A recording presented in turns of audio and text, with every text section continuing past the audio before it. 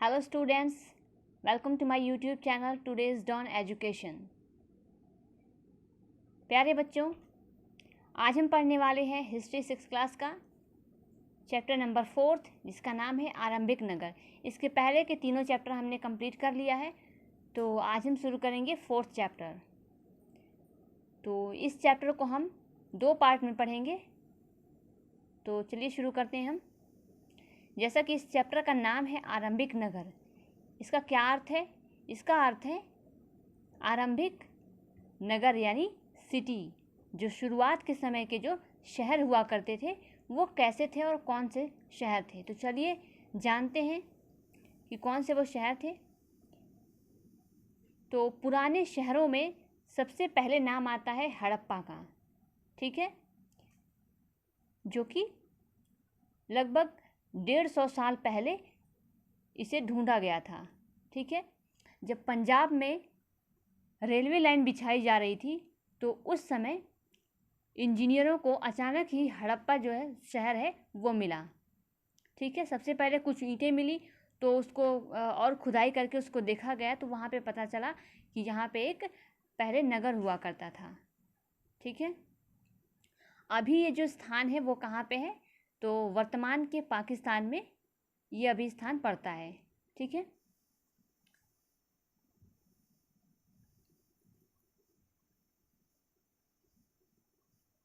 चलिए देखते हैं। लगभग 80 साल पहले पुरातत्वविदों ने इस जगह को ढूंढा था।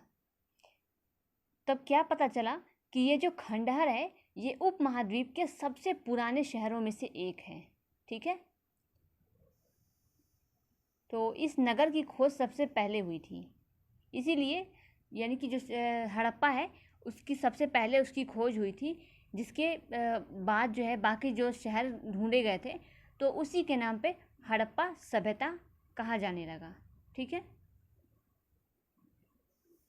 तो इन शहरों का निर्माण कब हुआ होगा? तो लगभग 4700 साल पहले इन शहरों का जो है निर्माण हुआ होगा, ये अंदाज़ा लगाया जाता है। तो चलिए देखते हैं नेक्स्ट टॉपिक क्या है इसका। तो नेक्स्ट टॉपिक है इन नगरों की विशेषताएं क्या थीं।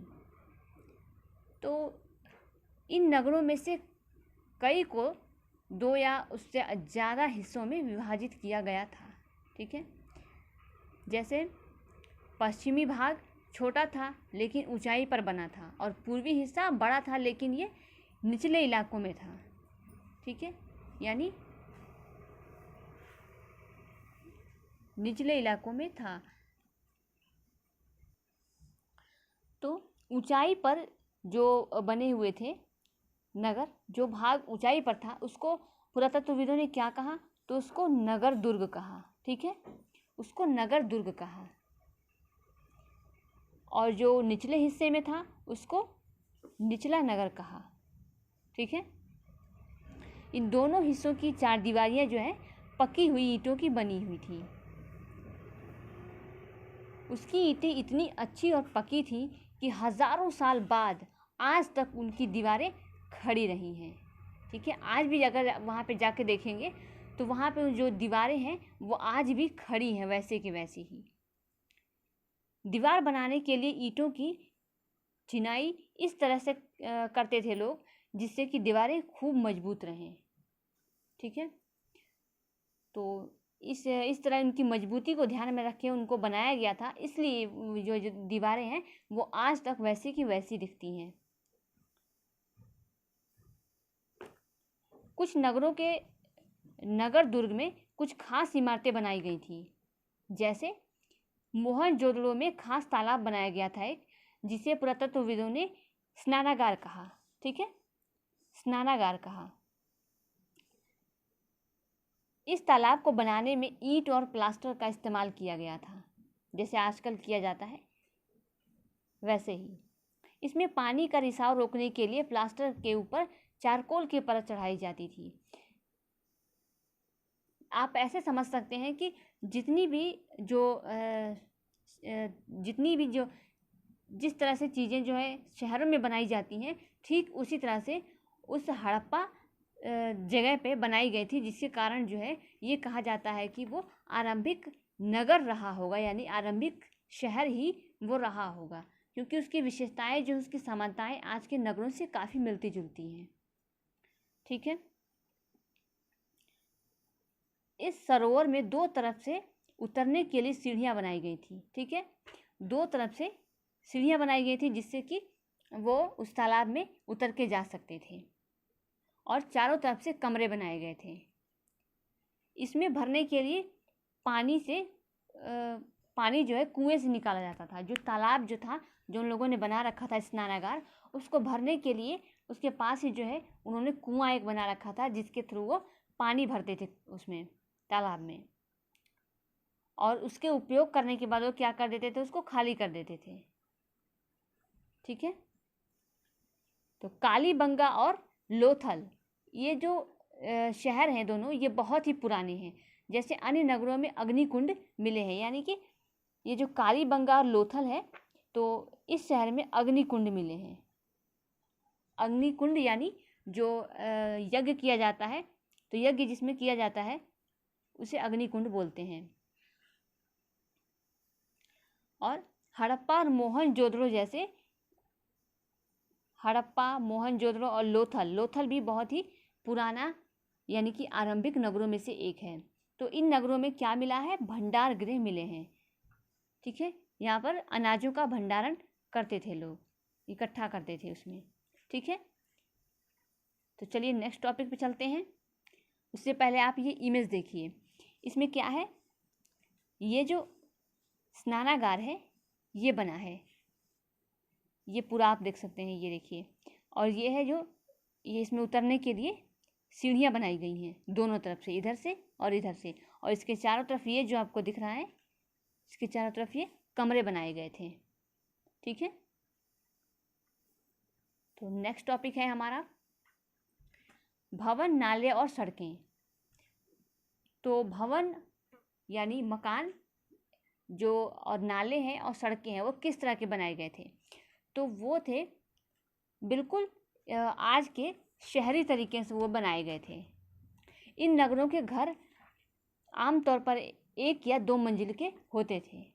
जी हाँ, 1 या 2 मंजिल के, जिस तरह से आज के समय में बनाए जाते हैं उसी तरह से उस समय में भी बनाए जाते थे। इसीलिए इनको आरंभिक नगर कहा गया है, क्योंकि उसकी समानताएं जो हैं आज के नगरों से मिलती हैं। घर के आंगन के चारों ओर कमरे बनाए जाते थे, और घरों में एक अलग उन लोगों का बाथरूम यानी स्नान घर होता था। ठीक है, और कुछ घरों में अंदर ही कुएं भी बना दिए जाते थे। और क्या था, कई नगरों में ढके हुए नाले थे, यानी जिस तरह से आज के समय में ढके हुए नाले बनाए जाते हैं सड़कों के किनारे, वैसे ही उस समय भी मिले थे। उन्हें सावधानी से सीधी लाइन में बनाया जाता था। यह हर नाली में हल्की ढलान होती थी ताकि पानी जो है आसानी से बह सके। यानी हर तरीके से उन लोगों ने बिल्कुल सोच समझ के उन चीज़ों को बनाया था। अक्सर घरों की गलियों को सड़कों की नालियों से जोड़ दिया जाता था, जैसे आज के समय में किया जाता है, जो बाद में बड़े नालों से मिल जाती थी। ठीक है, नालों के ढके होने के कारण इनमें जगह जगह पर मेन होल बनाए जाते थे, जिसके थ्रू जो है सफाई भी की जा सके और उसकी देखभाल की जा सके। यानी इन सब चीज़ों को देखने के बाद ये हमें समझ में आता है कि घर, नाले और सड़कों का जो निर्माण किया गया था वो बहुत ही योजनाबद्ध तरीके से किया गया था, यानी पहले से ही उसको सोच विचार करके ये किया गया था। ठीक है, तो चलिए नेक्स्ट टॉपिक देखते हैं, नगरीय जीवन। यानी कि जो आरंभिक नगर में जो नगरीय जीवन था वो किस तरह का था। तो हड़प्पा के नगरों में बड़ी हलचल रहा करती होगी, क्योंकि वो आरंभिक नगर था। जैसे आज के महानगरों में, नगरों में कितनी हलचल होती है, बहुत ही। तो यह अंदाज़ा लगाया जाता है कि वो आरंभिक नगर था, तो उसमें बिल्कुल वैसे ही हलचल रहा करती होगी। ठीक है, यहाँ पर ऐसे लोग रहते होंगे जो नगर की खास इमारतें बनाने की योजना में जुटे रहते थे, जैसे यहाँ के शासक यानी राजा लोग। ये भी संभव है कि ये शासक लोगों को मेज भेज करके दूर दूर से धातु, बहुमूल्य पत्थर और अन्य उपयोगी चीज़ें मंगवाते थे। जो इनके यहाँ नहीं होती थी वो दूसरी जगहों से मंगवाया जाता था। शायद शासक लोग खूबसूरत मनकों और सोने चांदी से बने आभूषणों जैसी कीमती चीज़ों को अपने पास रखते होंगे। बिल्कुल वो रखते थे, और अगर वो उनके पास होती थी तब तो ठीक है, नहीं तो वो दूसरी जगह से वो मंगवाते थे सोने चांदी और मन के। और इन नगरों में लिपिक भी होते थे। लिपिक का अर्थ होता है जो चीज़ों का लेखा जोखा रखते हैं, उनको लिपिक बोलते हैं, ठीक है। जो मोहरों पर लिखते थे, लिपिक क्या करते थे, मोहरों पर लिखते थे और बाकी जो चीज़ें थी उन पर भी वो लिखते थे, ठीक है, जो शायद आज बच नहीं पाई हैं, ये कह सकते हैं। इसके अलावा जो नगरों में शिल्पकार होते थे, ठीक है, शिल्पकार यानी जो मूर्ति वगैरह बनाते थे और जो पत्थरों को काट करके मूर्तियाँ बनाते थे और ऐसे भी जो स्कल्पचर बनाया जाता है वो बनाते थे। तो जो अपने घरों या किसी उद्योग स्थल पर तरह तरह की चीज़ें बनाते होंगे, शिल्पकार, ठीक है। लंबी यात्राएं भी करते होंगे, श्योर है ये तो। वहाँ से उपयोगी वस्तुएं लाते थे और साथ ही दूर देशों को की किस्से कहानियाँ और मिट्टी से बने खिलौने भी मिले हैं जिनसे बच्चे खेलते होंगे। तो कुछ ऐसी चीज़ें मिली हैं जिनसे यही पता लगता है कि वो अगर वहाँ पे वो चीज़ें नहीं मिलती हैं तो वो दूसरे देश से, दूसरी स्थानों से वो लाया करते थे। और कुछ चीज़ें ऐसी मिली हैं, कुछ खिलौने मिले हैं जिससे ये अंदाज़ा लगाया जाता है कि उस समय के जो बच्चे होंगे उन्हीं खिलौने से वो खेलते होंगे, ठीक है। तो यहाँ पर हम देखते हैं ये जो आप दिख रही है इमेज, ये जो दिख रहा है ये सड़क है, और ये जो दिख रहा है ये नालियाँ सीधी बनाई जाती थी जैसे कि आज के समय में भी बनाई जाती हैं, ठीक है। आगे देखिए है ये है कुआं, ये है कुआं। तो बहुत सी कुएं का ये बहुत उपयोग था और ये बनाया जाता था हड़प्पा की सभ्यता में। ये सब कुछ मिला है, ठीक है। ये जो आप देख रहे हैं चित्र में, ये है मुहर, ये है मुहर, हड़प्पा की एक मुहर है जिसको अभी तक पढ़ा नहीं जा सका है, इसलिए ये नहीं पता है कि इस पे जो लिखा है, ये जो लिखा हुआ दिख रहा है ये क्या लिखा है, इसको एक्सपर्ट्स अभी पता नहीं लग कर पाए हैं, ठीक है। और ये जो आप इमेज में देख रहे हैं ये है खिलौने, जिससे ये अंदाज़ा लगाया जाता है कि इससे, इन खिलौनों से बच्चे खेलते होंगे। और ये ये मिट्टी का बनाकर इसको जैसे ईंट पकाते हैं वैसे इसको पकाया गया है, ठीक है। तो नेक्स्ट टॉपिक पे चलते हैं, नगर और नए शिल्प। यानी इन नगरों में किस तरह के शिल्प बनाए जाते थे, यानी मूर्तियाँ और जो पत्थर को काट करके जो कुछ भी मनके बनाए जाते थे। और कुछ ये जो आप इमेज में देख रहे हैं ये तो ये क्या है, ये बाट है जिसका उपयोग उस समय के लोग चीज़ों को तौलने में किया करते थे, ठीक है। तो ये सब जो है शिल्प के द्वारा बनाया जाता था, ये शिल्प थे जो उस समय के लोग बनाते थे। तो इस टॉपिक में हम क्या पढ़ने जा रहे हैं, शिल्प के बारे में। हड़प्पा के नगरों से ऐसी चीज़ें प्राप्त हुई हैं जिससे यही पता लगा है कि वो शिल्प बनाने में भी जो है बहुत ही आगे थे, यानी इसकी जानकारी लोगों को थी। पुरातत्वविदों को जो चीज़ें मिली हैं उनमें अधिकतर पत्थर, शंख, तांबे, कांसे, सोने और चांदी के धातुएं मिली हैं, ठीक है।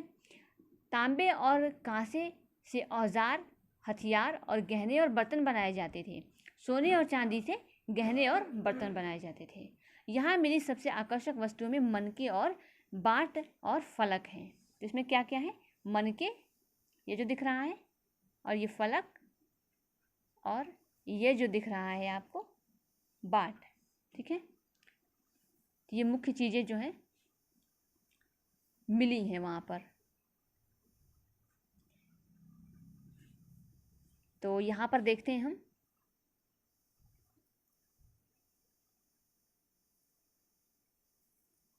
यहाँ पर ये है मनके, ये है मनके,